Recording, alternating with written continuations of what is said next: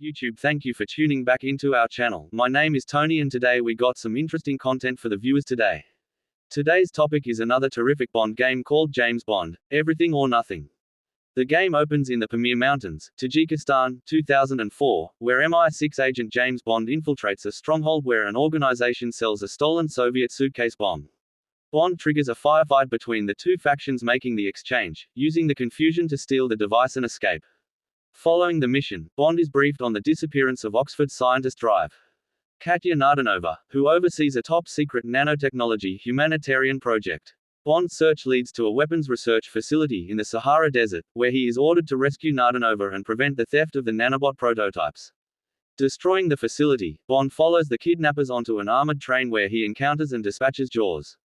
Bond discovers Nardanova and rescues her before pursuing the terrorist via helicopter through the Valley of the Kings. Bond defeats the terrorist and takes Nardanova to her safe house, where, after Bond departs, it is revealed that she is working in conjunction with Nikolai Diavolo, Willem Dafoe, a former KGB agent whose mentor and friend was Max Zorin. The two intend to repurpose the nanobots for far more sinister purposes than their original intention of repairing nuclear reactors. Upon returning to MI6, M informs Bond of the disappearance of another double agent, Jack Mason, who was last seen investigating a platinum mine in Peru. Bond is sent there to track down Mason's last known contact, Serena Street Germain, an American geologist who may have a clue to his whereabouts. Serena takes Bond to a mining complex, where he discovers Mason is being tortured by Diavolo. Before succumbing to his wounds, Mason informs Bond that Diavolo intends to move his operations to New Orleans. Bond learns of Nardanova's ties with Diavolo when she captures Serena and throws her out of a helicopter. Bond dives off a cliff to rescue her through the use of Q's Rappel gadget, and the two escape Diavolo's mercenaries via tank. Searching New Orleans, Bond learns that Diavolo has enlisted a war criminal named Arkady Yaryakov to help repurpose the nanobots.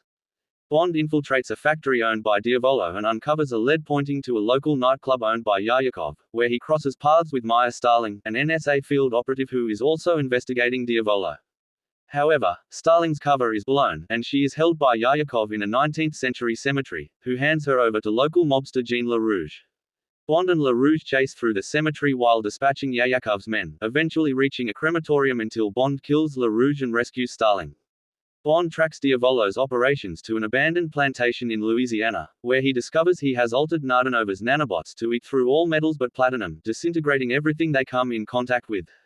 After destroying the laboratory and killing Yaryakov, Bond re-encounters Jaws, who is driving a tanker truck laden with nanobots across the Lake Pontchartrain causeway towards the levees of New Orleans with the intent of flooding the city.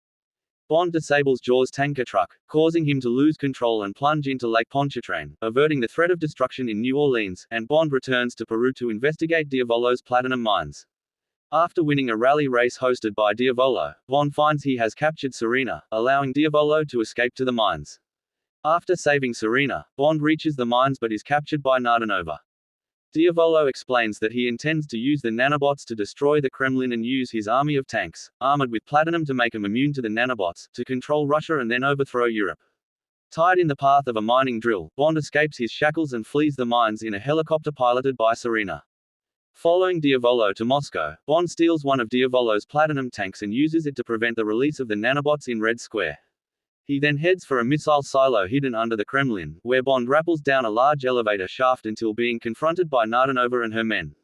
Bond shoots the elevator brakes, causing it to plummet out of control, confronts a flamethrower-wielding Jaws for the third and final time, defeating him in the process, and escapes the collapsing elevator with the aircraft's ejector seat.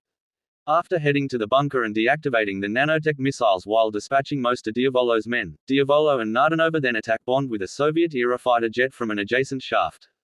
Bond destroys the jet, killing Nardanova though Diavolo ejects just in time. Diavolo reaches a control tower, reactivating one of the missiles and targeting it at London. Bond destroys the control tower, where Diavolo managed to launch the missile before plunging to his death into the silo. By destroying the missile as it launches, Bond prevents the catastrophe and reunites with Serena outside the Kremlin. Thanks for watching and be sure to stay tuned for more gaming content on the way.